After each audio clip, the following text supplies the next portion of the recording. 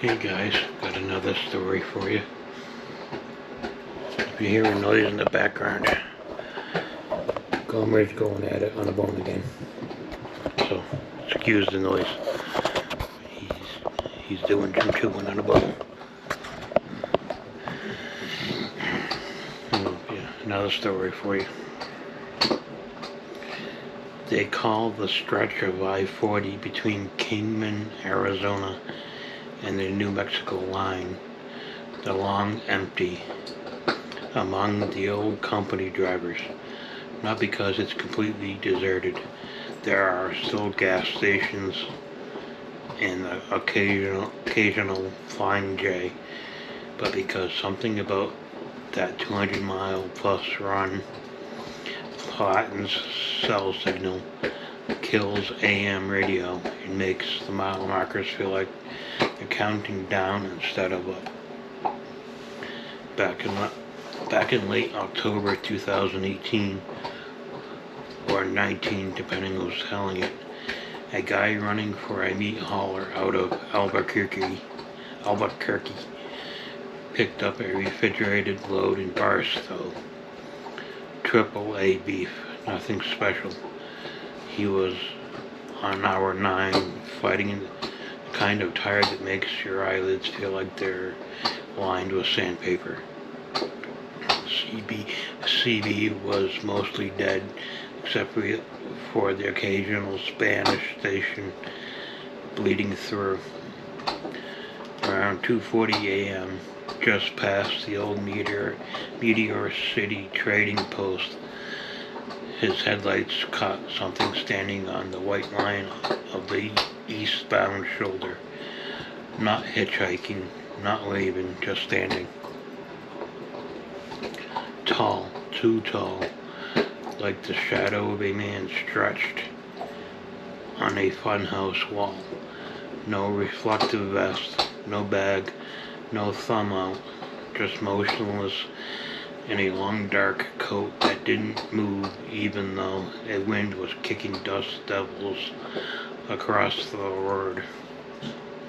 The driver, let's call him Ray, figured it was another tweaker who'd wandered out from one of the res roads.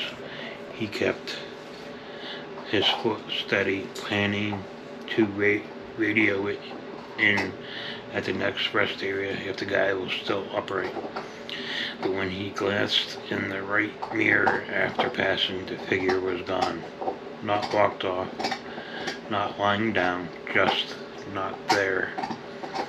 He told himself it was the angle, the dark coat bleeding into the night, whatever, kept rolling.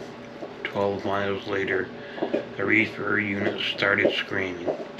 Not the normal high temp alarm. The thing was howling like something was inside the trailer, clawing at the evaporator coils. Ray pulled over on the shoulder. You don't ignore a reefer going into full banshee with a $60,000 load of meat. He killed the engine, grabbed his mag light, walked around back. The trailer doors were still padlocked and sealed, but the whole box was shaking with rhythmic, like someone inside was pounding both fists against the inside walls in perfect time. Thump, thump, thump, pause. Thump, thump, thump. He put his ear to the scene, heard breathing. Not human breathing, wet, slow, like someone was trying to inhale through a throat full of gravel. Then the reefer compressor cycled back on by itself. The unit went quiet. The shaking stopped. Ray stood there a long time, light beam trembling across the silver skin of the trailer. Finally, he climbed back in the cab, triple-checked every lock, and got rolling again. Told himself he'd call the DOT and the company at the next scale house. He never made it to the scale house. Dispatch got a ping from his call column at 4:17 a.m. saying he'd gone off route, then nothing. They found the truck 3 days later idling in neutral on an abandoned section of old Route 66 that hadn't seen pavement maintenance since the 70s. Doors locked, engine running, lights on, reefer still at 38 degrees Fahrenheit, no driver, no blood, no footprints leading away. But every single one of the beef quarters hanging inside the trailer had 2 long parallel scratches down, meat like fingernails had raked the length of each primal cut from hook to bottom, fresh, still weeping. The company quietly paid out on the load and wrote the whole thing off as driver disappearance.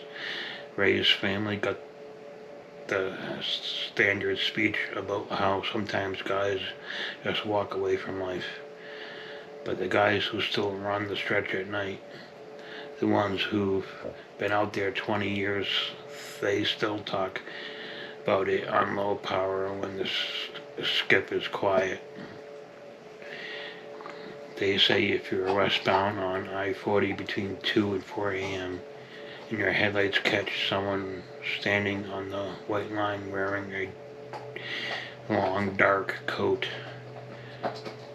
don't look in the mirror after you pass, because if you do, you'll see he's already sitting in your passenger seat and he doesn't breathe.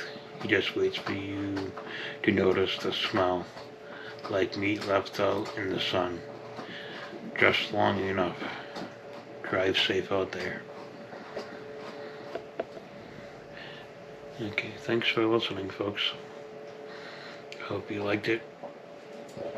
If you want me to keep doing them, let me know. Let me know your comments in the comment section below. And remember to like, subscribe, share, thumbs up, thumbs down, whatever floats your boat. And I'll see you in the next one. Bye.